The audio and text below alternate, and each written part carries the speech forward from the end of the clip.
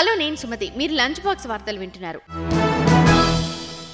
Senior సిటిజన్లకు ఎఫ్డీపై 8.30 వడ్డీని ఏ bank ఇస్తోంది? IRCTC ticket confirm అయితేనే డబ్బు చెల్లింపు ఆప్షన్ ఎలా ఉపయోగించుకోవాలి?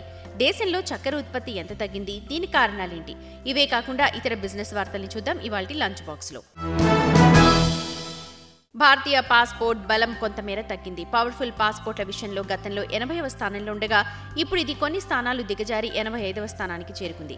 వీసా రహిత ప్రవేశాన్ని ఎన్ని దేశాలు అందిస్తున్నాయి అనే దాని ఆధారంగా ప్రపంచంలోని వివిధ దేశాల పాస్పోర్ట్ల బలాన్ని నిర్ణయిస్తారు. హెన్లీ పాస్పోర్ట్ ఇండెక్స్ ఈ స్థాయిలో జారీ చేసింది. రెండవ త్రైమాసికానికి విడుదల చేసిన హెన్లీ పాస్పోర్ట్ ఇండెక్స్ 2024లో భారతదేశం పాస్పోర్ట్ నంబర్ ఇప్పుడు 80వ స్థానం నుండి 85వ స్థానానికి పడిపోయింది.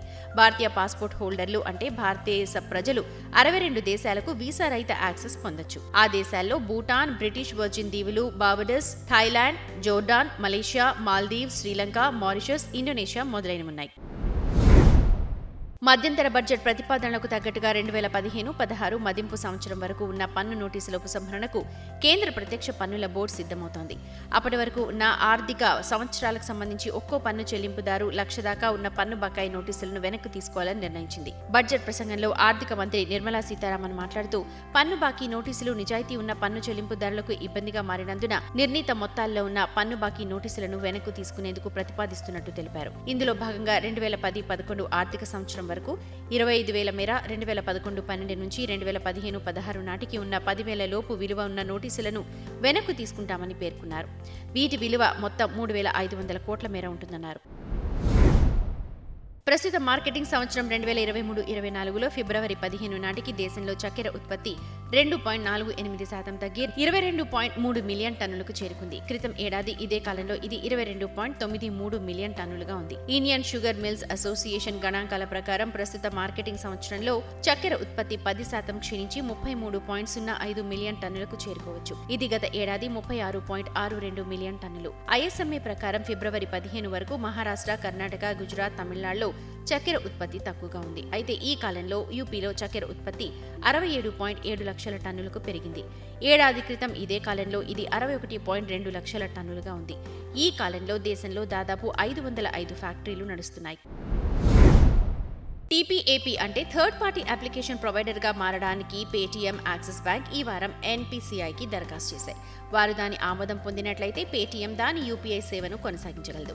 మనీ కంట్రోల్ నివేదిక ప్రకారం పేటీఎం మాతృ సంస్థ 197 కమ్యూనికేషన్స్ తన నోడల్ ఖాతాను యాక్సిస్ బ్యాంకు అందించింది. ఇప్పుడు వారు యూపీఐ కార్యకలాపాల కోసం ఉమ్మడి దరఖాస్తుని సమర్పించాలి. ఇది థర్డ్ పార్టీ అప్లికేషన్ ప్రొవైడర్ నుంచి వచ్చినది కావచ్చు. దీనికి సంబంధించి పేటీఎం, యాక్సిస్ బ్యాంక్ బృందం త్వరలో ఎన్పీసీఐ అధికారులతో మాట్లాడనున్నారు.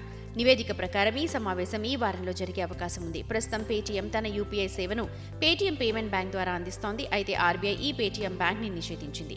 మార్చి 15 తర్వాత వినియోగదారులు ఫాస్టాగ్ వంటి సేవలను ఉపయోగించడానికి పేటీఎం వ్యాలెట్ కు డబ్బును జమ చేయలేరు. సీనియర్ సిటిజన్స్ కోసం పీఎన్బీ హౌసింగ్ ఫైనాన్స్ ప్రత్యేక బహుమతి తీసుకొచ్చింది. హౌసింగ్ ఫైనాన్స్ కంపెనీ సీనియర్ సిటిజన్లకు గత ఎఫ్డీపై 8.30% వడ్డీ ఇస్తోంది. అయితే ఈ ఆఫర్ పరిమిత కాలానికి మాత్రమే. పీఎన్బీ హౌసింగ్ ఫైనాన్స్ ప్రకారం 23 నెలల ఫిక్స్ డిపాజిట్ పై వడ్డీ 60 సంవత్సరాల కంటే తక్కువ వయసు ఉన్న వ్యక్తులకు సంవత్సరానికి 8%, సీనియర్ సిటిజన్లకు సంవత్సరానికి 8.30% ఉంది. హౌసింగ్ ఫైనాన్స్ కంపెనీ ప్రకారం మార్చి 31, 2024 లోపు చేసిన అన్ని కొత్త పునరుద్ధరించబడిన ఎఫ్డీలకు పెరిగిన వడ్డీ రేట్లు చెల్లుబాటవుతాయి. పెట్టుబడిదారులు కనీసం 10,000 డిపాజిట్తో ఈ రేట్లను పొందొచ్చు. ఎయిర్పోర్ట్లో విమానం దిగిన తర్వాత చెక్-ఇన్ లగేజ్ ని పొందడంలో జాప్యం జరుగుతోందని ప్రయాణికుల నుంచి వచ్చిన ఫిర్యాదులపై ప్రభుత్వం కఠినమైన చర్యలు తీసుకుంది. బీసీఏఎస్ అంటే bureau of civil aviation security flight landing అయిన 10 నుంచి 30 నిమిషాల్లోపు ప్రయాణికులు తమ రిజిస్టర్డ్ లగేజ్ ని పొందేలా చూడాలని 7 భారతీయ విమానయాన సంస్థలను ఆదేశించింది. కొత్త నిబంధన ఫిబ్రవరి 26 నుంచి అమల్లోకి రానుంది. దీని తర్వాత విమానయాన సంస్థల తీరు మారకుంటే వారిపై కఠిన చర్యలు తీసుకుంటామని బీసీఏఎస్ పేర్కొంది. బీసీఏఎస్ జనవరి నుంచి 6 ప్రధాన విమానాశ్రయాల బెల్ట్లో లగేజీల రాకను పర్యవేక్షిస్తోంది.